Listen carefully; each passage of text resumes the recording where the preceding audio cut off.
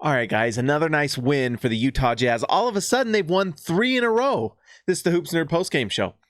Not a lot you can take from this if you're a Dallas Mavericks fan. It's really nice for Dallas fans to see kind of what Tim Hardaway Jr. could do tonight. Tonight, really nice night. 5 for 10 from 3, 12 for, 18 from the field. That's just solid numbers, and he was a plus 12. The starters for Dallas actually played really well in this game and had some really big runs. And so it's just nice for Dallas fans to see that, I guess. It's frustrating, though, because the real story of this for Dallas is no Luka Doncic. It shows just how integral he is to what Dallas does. With Luka Doncic on their team, they're a playoff team. Without it, they struggle. And so, honestly, it's nice for Jazz fans to be able to watch their team go up against the best of the best. It was fun. I was actually in person when Doncic came to Utah and they had that exciting finish last time, and I would have liked to see him again tonight. It's kind of a break for the Jazz because they play on the back end of back-to-back. They had an emotional night the night before in Houston. Luckily, they were the winners of that game, and so they come in and they don't play Mike Conley because of a back end, just being on the back end of a back-to-back, so they don't want to injure Conley. And honestly, it's kind of a luxury for Utah that they've been able to learn how to play together without Conley because they win this game with relative ease. There were 2 times where they created big leads, and to the Mavericks' credit, they worked their way right back. So, and honestly, sometimes, and I don't have a lot to say tonight. It's a nice night for Bojan Bogdanovic, who was the hero of last game, obviously. And then tonight, Donovan Mitchell was 23 points, 8 for 12 from the field. Nice night from Donovan. And there's little rumblings that he might be dealing with an injury, guys. I think he's laboring through something. Also, I think Rudy Gobert is too. Don't forget, Rudy's barber was killed 2 weeks ago, and he was close to that guy.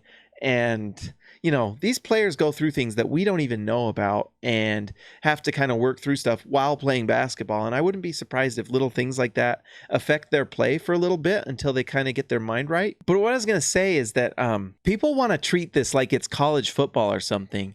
That if you're not beating teams by 10 or 15 points, then it's not kind of like an impressive win that gets you a spot in the standings for the college football playoff. Sometimes a win is a win, and basketball is a game of runs. It's just how this works. And yeah, right now the Milwaukee Bucks are just blowing out teams and winning by huge margins, and people like to talk about net rating, which is valuable and does show you kind of a snapshot of where a team is. But people want to treat every win like it's this big decisive thing that defines what you will be at the end of the year. And it's not college football, guys. A win is a win. Guess what? That win against Portland with the foul at the end, no one's going to remember anything about that game in a month or two during playoff seeding. The Blazers will be lucky if they make the playoffs. And Utah will have gotten that win. They earned that win. They earned the win yesterday against Houston. Does it matter that it's not a win by 10 points if it's just a 1-point buzzer beater? That was a hard-fought game that the Jazz earned. A win is a win. And it would be nice if the Jazz won by 10 and 15 points every single night. But that's not realistic. They were doing that against the bad teams when they won 19 of their last 21 or whatever it was. But against these good teams, when Houston is giving everything they have to beat you and you win, a win is a win. All right. And even tonight against Dallas, who had stints where they played really well.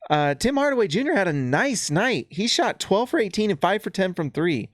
It's okay for some players to do really well. Kristaps Porzingis was a plus 11, scored 28 points. He was pretty solid, 3 for 9 from 3, and he stretched the floor. 11 for 13 from the free throw line. There's still good players every night you're playing. And so it's not every game's going to be college football, all right? Stop this. It's not I would like it for my stress level to be, not as high, but it's going to happen. It's basketball. It's a game of runs. This stuff happens. Guys, not a lot else to say besides that. Make sure you like and subscribe this channel. If you're on SLC Dunk Podcast, make sure you rate and review. I will talk to you later.